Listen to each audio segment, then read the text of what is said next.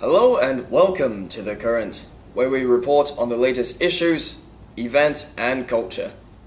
Recently, a young woman was robbed and raped at Kowloon Bay. Luckily, the suspect was captured. Unfortunately, he committed suicide a few days later. This is quite a shocking story. When I first heard it, I was surprised that the girl had chased the man who had robbed her. She had no idea what would happen to her. It reminds me of the man who has been harassing some of our students recently in the MTR. Yes, girls have to be really careful these days. Now, we would like to share with you a news clip of the story. As you watch, listen for the following details. When did it take place? Where did it occur? How did it happen? And consider, what made the girl chase after the man? Was it smart? Now, let's watch the program. Police have arrested a man on suspicion of raping and robbing a female student near Kowloon Bay MTR station over the weekend. The 48-year-old suspect was arrested in Sao Mau Ping early this morning. The suspect, an unemployed man surnamed Lam, was arrested at Po Tat Estate in Sao Mau Ping at around 5 a.m. He was taken to Sao Chi House hours later by investigators for a search of his flat. Senior Inspector Lai Wai Chun of the Kowloon East Regional Crime Squad said Lam had a long rap sheet, but it did not include rape offences.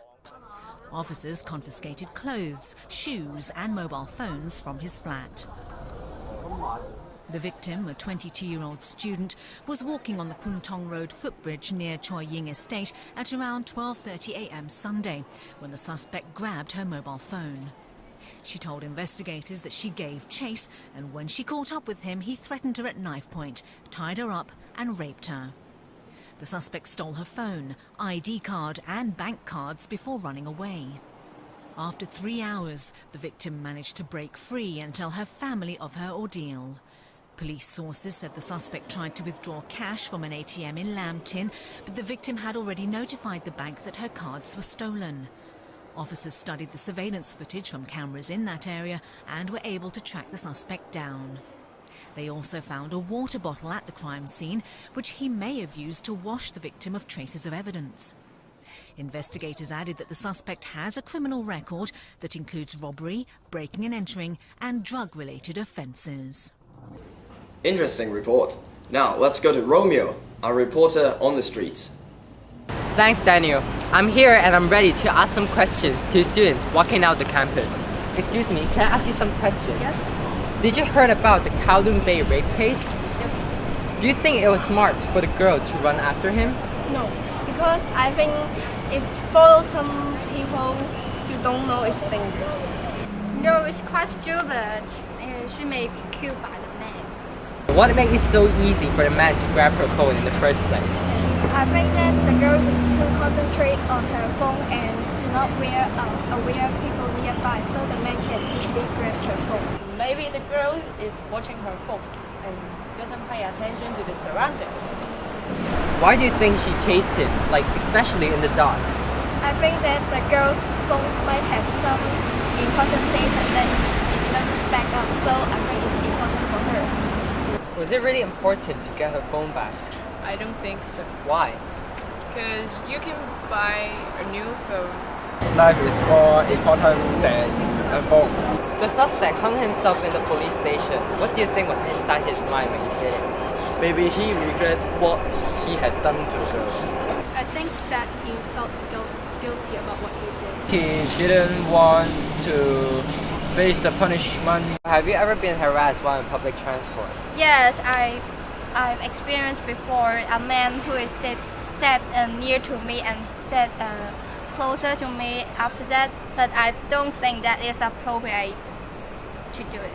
After that, did you report the crime to the police? No, I didn't. Would you report the crime to the police? Yes. Why? Because you shouldn't just let it go because you've lost something and it's not right for the man to do this. Sexual harassment is a crime and it should be reported. Because if I don't report to the police, that guy may do the same thing on other girls. Do Do you think the police should be held responsible for this incident? Yeah, since they didn't look after the USB cable. Yes, I think the police should be responsible as it happened in the police station and it should be very safe in the police station. Thank you for your help. Well, back to you, Daniel. Thank you, Romeo. Now to Catherine and her focus group. Thank you, Daniel.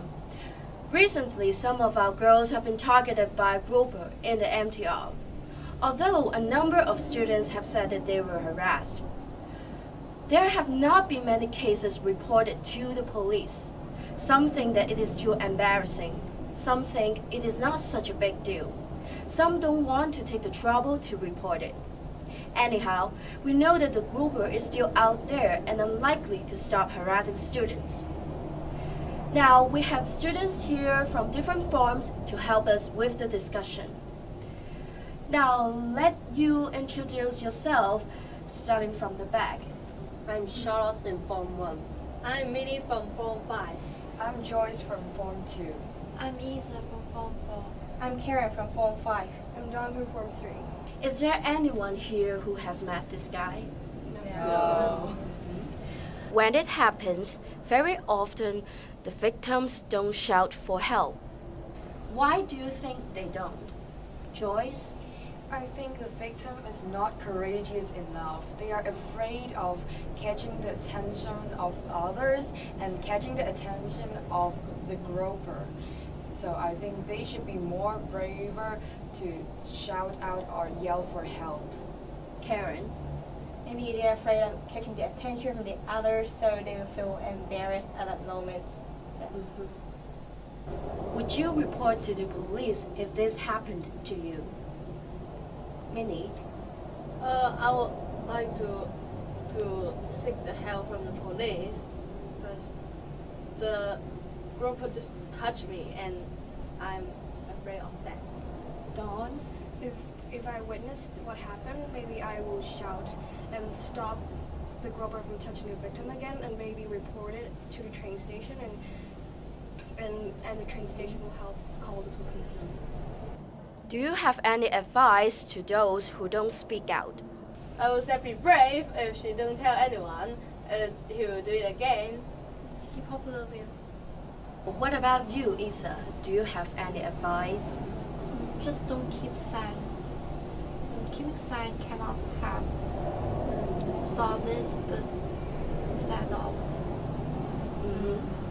Can one of you demonstrate what they should do? Stop it! Maybe they can just throw it back to him and stop him from doing that. Joyce? Beat him up! Wow!